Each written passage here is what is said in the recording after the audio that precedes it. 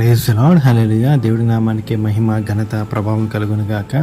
పరిశుద్ధుడు సర్వశక్తిమంతుడు మనకి తోడుగా ఉండను గాక. ఆయన కృప ఆయన నిరంతరము కూడా మనతో ఉండను గాక. ఈ ఉదయకాల సమయంలో దేవుడు మనతో మాట్లాడుచున్న మాట ఫిలిప్పీయులకు రాసిన పత్రిక 4వ అధ్యాయము 6వ వచనము.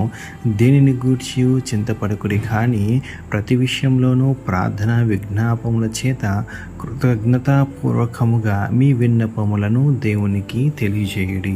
ఆమేన్. హల్లెలూయా. ఏ విషయంలో కూడా చింత వద్దంటున్నాడు దేవుడు. ఏ విషయంలో కూడా భయపడొద్దంటున్నాడు. ఎలాంటి పరిస్థితులు ఎదురైనా నువ్వు కంగారు పడవద్దు, గాబరపడవద్దు అంటున్నాడు.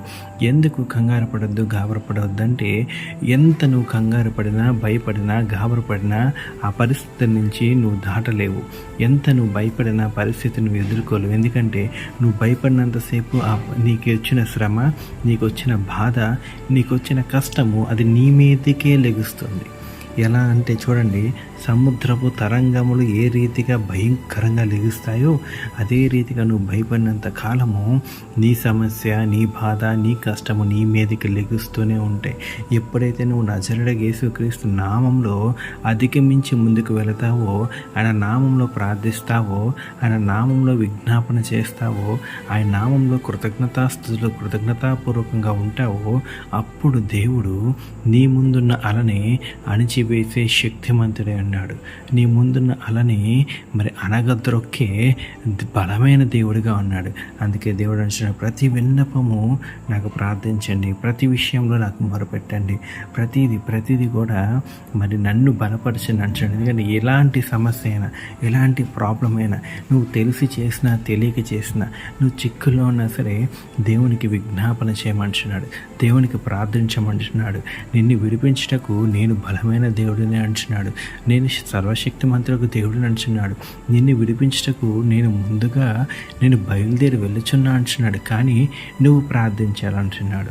నువ్వు ఎప్పుడైతే ప్రార్థిస్తావో, నువ్వు ఎప్పుడైతే దేవునికి విజ్ఞాపన చేస్తావో, ఎప్పుడైతే ఆయనకు విధేయతగా ఉంటావో, ఎప్పుడైతే ఆయన సన్నిధానంలో కృతజ్ఞతాస్తులు చెల్లిస్తావో, అప్పుడు నీ పట్ల ఆయన యుద్ధము చేసే దేవుడిగా ఉన్నాడు. అంత గొప్ప దేవుని మనం కలిగి ఉన్నాం కాబట్టి ఎందులోనూ బాధపడకుండా, భయపడకుండా, మరి టెన్షన్ పడకుండా దేవునికి ప్రార్థిస్తే కనుక దేవుడు మనల్ని విడిపించే దేవుడిగా ఉన్నాడనమాట. ఈ చిన్న వాక్యం దేవుడు దీవించి ఆశీర్వదించిన గాక. ప్రార్థన చేసుకుందాం. పరిశుద్ధుడవు, సర్వశక్తిమంతుడవు, సర్వాధికారి అయ్యా, వందనములు రాజానికే స్తోత్రాలు చెల్లిస్తున్నామయ్యా. నిన్న నేడు ఏకరీతి కొన్న తండ్రి, నీకే వందనాలు, మీకే కృతజ్ఞతాస్తులు చెల్లిస్తున్నాం నా పరమ తండ్రి. అవునయ్యా నా పరమ తండ్రి. అయ్యా, ఎక్కడ లేని నా పరమ తండ్రి, చిన్న వాటికి కూడా అయ్యా ఎంతగానో దిగులయ్యా, చిన్న ప్రాబ్లమ్స్ కూడా ఎంతగానో భయం అయ్యా. అయ్యా, లేనిపోని కష్టాల వల్ల అయ్యా ఇంతేనా మా జీవితం అని నా పరమ తండ్రి. అయ్యా, మనసులో ఒకటే వేదన, చింతన పరమ తండ్రి. అయ్యా, మా బాధనంతని కూడా, మా భారాన్నంతా కూడా నజరేయుడైన యేసుక్రీస్తు నామంలో అయ్యా మీరు తీసివేయమని నా పరమ తండ్రి. అయ్యా, నీకు మొరపెట్టే, అయ్యా నీకు ప్రార్థించే నా పరమ తండ్రి కృపను మాకు దయచేయండి.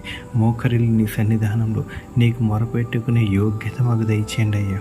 అయ్యా, నీ యందు విధేయతగా ఉంటూ నా పరమ తండ్రి యేసయ్య, నీకు కృతజ్ఞతాస్తులు చెల్లించుకుంటూ అయ్యా నా పరమ తండ్రి యేసయ్య, నీకు ప్రార్థించుకునే కృపను మాకు దయచేయమని నా పరమ తండ్రి. అదే రీతిగా నా పరమ తండ్రి, ఎంతమంది కష్టంలో ఉన్నారో జ్ఞాపకం చేసుకోండి. ఉదయకాల సమయంలో ఎంతమంది నా పరమ తండ్రి యేసయ్య నీ ఆదరణ కలిగించే మాటలు వింటున్నారో వారందరినీ దీవించండి, ఆశీర్వదించండి. ఈ వాక్యం వించిన ప్రతి బిడ్డను కూడా దీవించి ఆశీర్వదించండి. హోలీ స్పిరిట్ మినిస్ట్రీస్ను కూడా జ్ఞాపకం చేసుకోండి. అయ్యా, ఆశీర్వదించండి. అదే రీతిగా నా పరమ తండ్రి, నీ దాసుని కూడా జ్ఞాపకం చేసుకోండి.